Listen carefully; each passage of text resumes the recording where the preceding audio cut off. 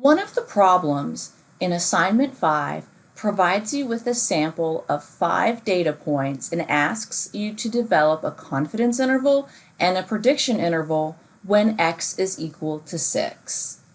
So the first thing we need to do to figure out what y is equal to when x is equal to 6 is to perform a simple linear regression. And to do this in Excel with the data that I've already typed in for my version of the problem, let's go to Data Analysis, Regression, and then input my y and x range. I've already done that. My y range is cells B2 through B7, and my x range is cells A2 through A7. The first row in my data are labels, and then I wanted to show me the output in this sheet, so I've clicked Output Range, and then F1, that's the cell that I want the output to begin in. So what I have here now is the output of this simple linear regression, and I want to find out what y is equal to when x is equal to 6. And I can use the output from this model to do that. So I'm going to label what I'm about to do when x is equal to 6. And then I'm going to type in the formula. First I start with the intercept, which is G17, plus the coefficient for x, G18, and I'm going to multiply G18 by 6. So now I know that when x equals 6, y is equal to 5.664. This is the value that is going to be what you start your equations for determining the endpoints of your confidence or your prediction interval. The next thing we need to do is find the critical t-value for the specified problem. In my case, I need to determine the 98% confidence interval for the mean predicted when x is equal to 6. I have 5 observations, and that leaves me with 3 degrees of freedom. And I would suggest just using a calculator for this. I pulled up this TValue calculator. A lot of them are really heavily littered with ads, but they're not terrible to use. In this case, I'm changing the degrees of freedom from 10 to 3. And my significance level, or my alpha, is not 0.05. That would be 95% significant.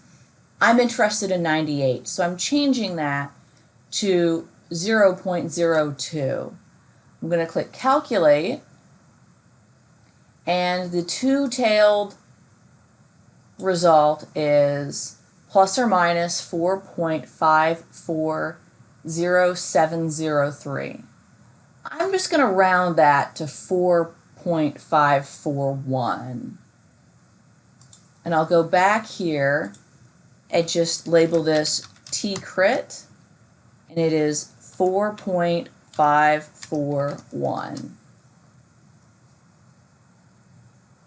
The next thing I need to find to perform the equation is the standard error of the estimate, and that's given to us in our output. And I'm going to highlight it in yellow here to make it easier to see. But this is the standard error that we need to use in this equation. We will also need to find the standard error of the estimate. So we need to find the average of x. So we'll use that by using the average function. This is our mean value of x. It's 5.8. And then we also need to find the sum of squared deviations. I'm going to create a new column for this. I'm going to call it SSD.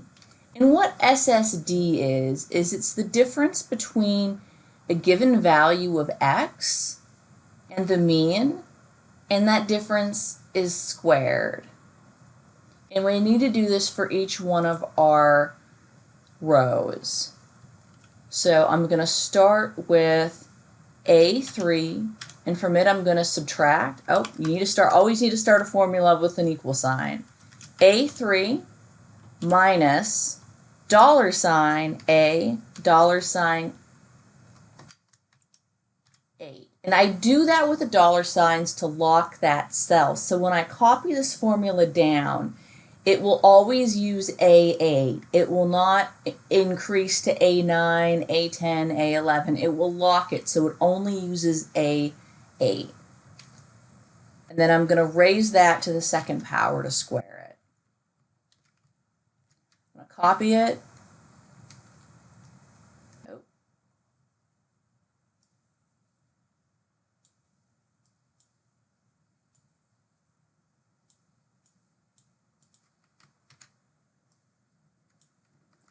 And paste it down the column. And what I need is the sum of this value. So I use the sum function.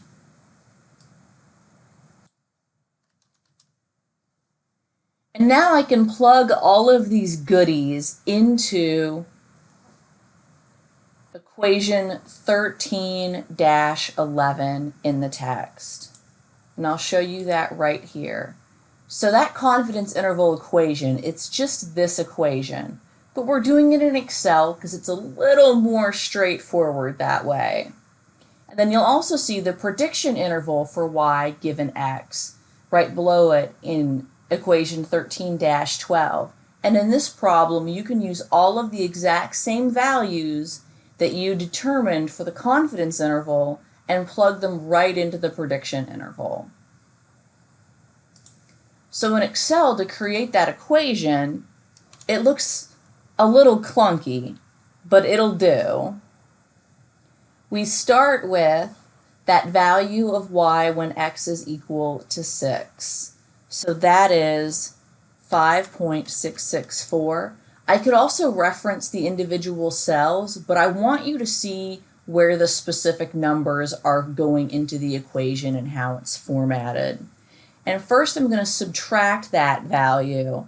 I'm going to subtract from that value our t critical value, 4.541, multiplied by our standard error of the estimate, which, if we round it out to 3 decimal places, is 0.902.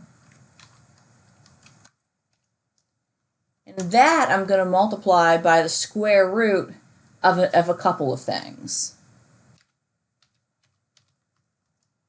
And to do that, I'm going to need some brackets. The first thing I'm going to do is input 1 over n. N is the number of observations, so that is 1 over 5.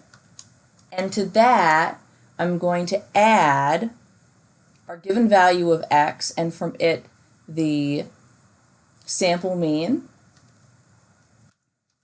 So a couple more brackets, 6 minus 5.8,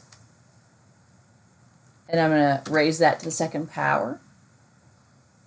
And then we divide that by our sum of squared deviations, or 26.8.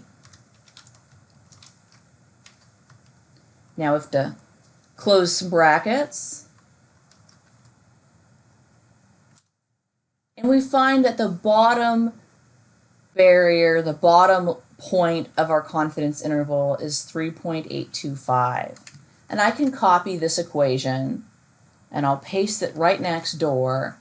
And instead of subtracting all of this stuff from 5.664, we'll add it. And that is the confidence interval for my sample of data with a 98% confidence interval for the mean predicted when x is equal to 6. Use these values and see if you can't also figure out the prediction interval when x is equal to 6. Keep up the good work and good luck.